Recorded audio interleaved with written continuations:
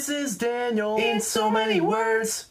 Hey there, fellow Pokemon trainers. My name is Daniel, and in so many words, I don't really like the term Genwunner. Now, if you're not savvy to the seemingly never-ending generation war of the Pokemon games, basically a Genwunner is someone who prefers the old games, namely Red, Blue, and Yellow versions, or Gen 1 collectively, and will go out of their way to show why the Gen 1 games are the best, while all the other newer games suck. Now, I kind of have the feeling that people might think I'm a Genwunner based on some of my videos. I mean, I'm wearing a Charmander shirt, my first Pokemon game was Pokemon Blue back in the day, I've stated before that my favorite games were probably those in the first generation, and honestly I tie that to a lot of nostalgia and childhood memories I had from playing those games. But to be fair, I don't think I really fall under the category of a Genwunner because, while I do hold many great memories of playing the old games, I don't really try to go out of my way to try and prove that they're perfect in comparison to the newer games, because if we're being honest, the Gen 1 games just were not perfect. One big argument that Genwunners like to use a lot is that the Pokemon designers have supposedly run out of ideas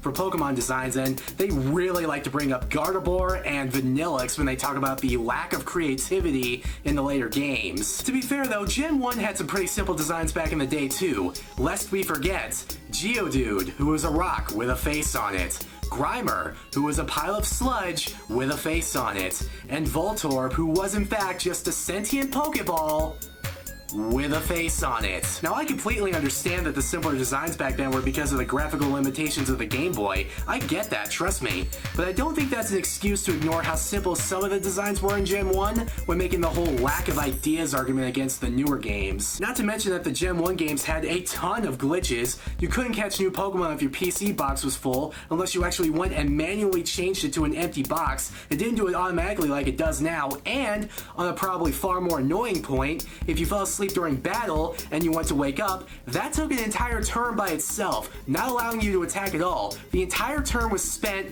just with the action of you waking up, so if the opponent was smart enough and used a move like, say, Spore, that puts your Pokemon to sleep and, by the way, is 100% accurate, you would be put right back to sleep and go right back to being a sitting duck. So as much as I love the Gen 1 games, and believe me, I do, they did have their flaws, so I don't think I'm really a Genwunner.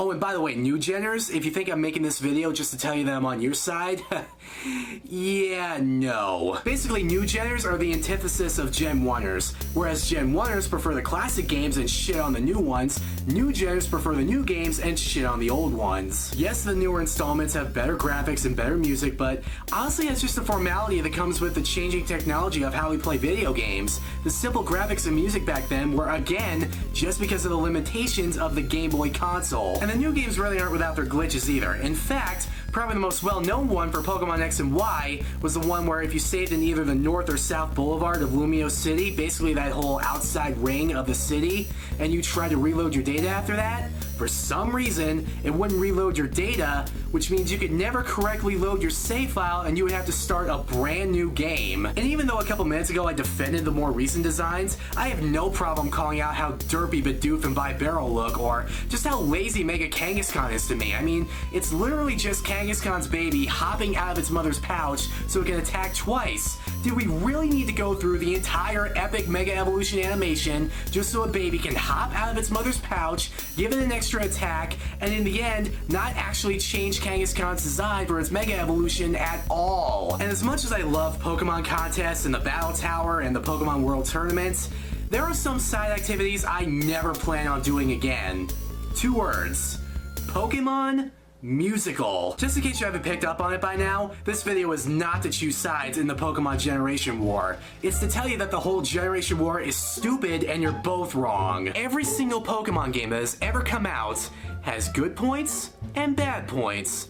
Every single game has fun gameplay aspects and boring gameplay aspects. And every single fucking game has great Pokemon and awful Pokemon. Don't get me wrong, you're perfectly allowed to have your favorite generation and your least favorite generation, and you're well within your rights to point out the things that you personally don't enjoy as a player, but I just don't like seeing people within the same fandom bickering at each other and acting like they're better than other people in that same fandom just because of the aspects of the fandom that they do or don't personally enjoy. Pokemon is supposed to be fun.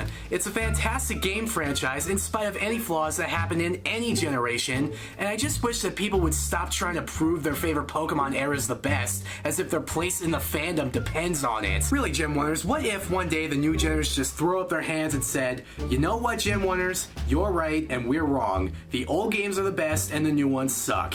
And conversely, Newgenners, what if Genwunners just threw up their hands one day and said, you know what, Newgenners, you're right, we're wrong. The old games suck and the new ones are better. What happens if one group just throws up their hands and gives up? Does the losing group get exiled from the fandom? Is that what we're expecting here? Because I really don't see something like that happening unless, of course, the punishment is that the losing group has to live out their least favorite gameplay aspect of the whole Pokemon franchise until the end of time.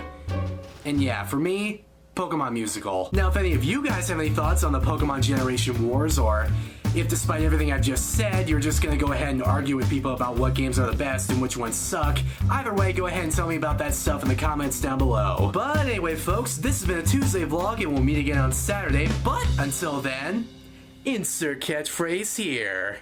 Da da da da da. Da da da da da da da da da da